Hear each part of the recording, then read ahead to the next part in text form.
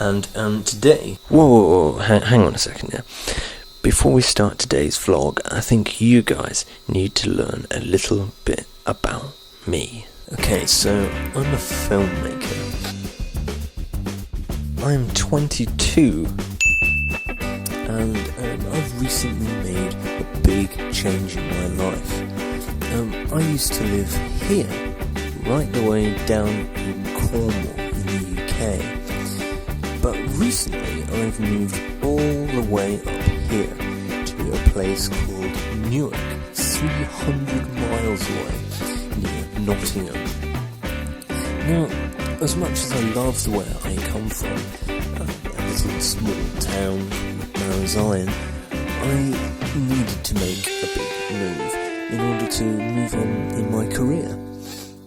And the reason why I'm starting these vlogs is so that in years' time I can look back on these and kind of see how far I've come. It's a kind of document. Okay, so I think we're pretty much caught up for now, so let's get back to the vlog.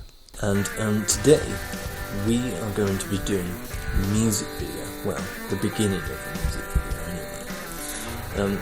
We'll be meeting a band that hasn't actually met each other in 30 years. They want me to do a music video for them, so that's what I'll be doing. I'll be going out taking some pictures and doing lots of different things with them. So basically the concept of what we're going to be doing is we're going to be doing it like an old kind of Hammer horror movie, which is going to be really cool. And we're going to have like the main singer basically turn into like a werewolf, so that's going to be really cool. So somebody had done that and sent it to you? Yeah, from Mexico. It's on eBay. It's from Mexico. There's loads of badges, I think, as well, isn't there? Badges as well. Oh, I mean, like metal, you know, pom-pom badges. Is there any news on how many have sold? CDs, I don't know. I don't know about. What a film is. Yeah, we'll have to find out. I don't know. I said a few weeks ago, so it's been a few months more. You need so long for getting an idea. Yeah, I'll be alright. I'll get a tune in a second. Oh, look at that. Alright, I gotta pull that little piece out right there.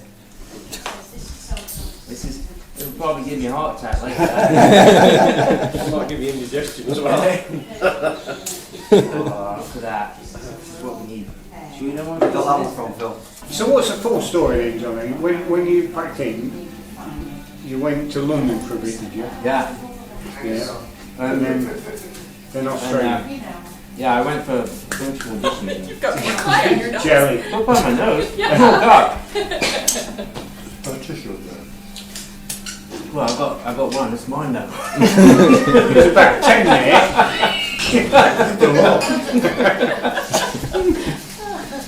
Yeah, so I went down to London, but competition is like crazy down there for auditions. I went for a load of auditions, and it got to the point I wouldn't even bother getting my gear out until I listened to them play. Because like there's a ton of practice, and there's some that are really good too. And there was one band that I went for that was in that Duran vein. Don't gag, guys. But they'd seen 130 odd guitarists, and then they phoned me up and said it was down to me and another guy. And this other guy got it, so I was really disappointed. But then there was another pop band that a friend of ours was in, and they were asking me to play in this pop band, and I didn't bother with it for the longest time, but in the end I did, and they got the drummer that they had, he was an average kind of drummer, so it didn't really feel very tight as a band. But then they got this other drummer in, and he was really solid, great player, and it just like transformed the band.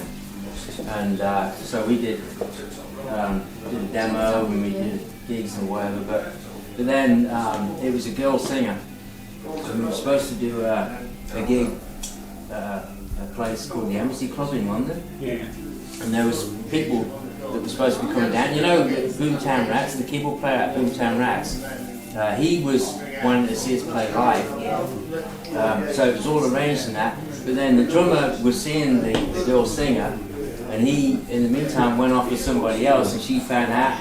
So it was, it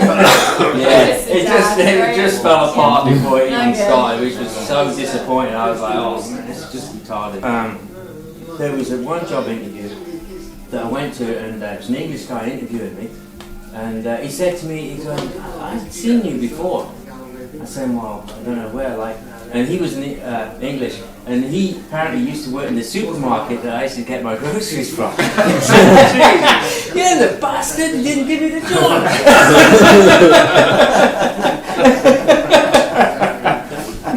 Okay, so a little bit of context. We had to do his shots separately from the other band because he had to return to Canada fairly soon.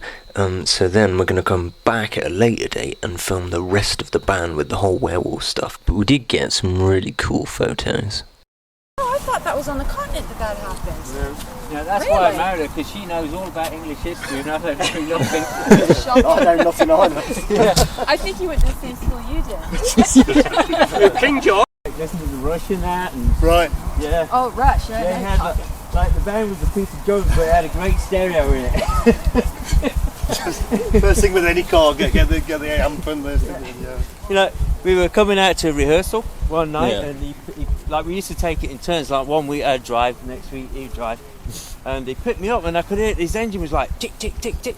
I said, Jazz, that don't sound right. Is that going to be all right? He says, oh, he's been doing it all week. It'll be fine. I said, all right. So we've got the rehearsal, no problem. We're coming back, and it's going tick tick tick. All of a sudden it goes bang bang bang bang, and the bloody cab started filling up with smoke. We had to wind the windows down and hang out just to get a breath of air because it was just brutal.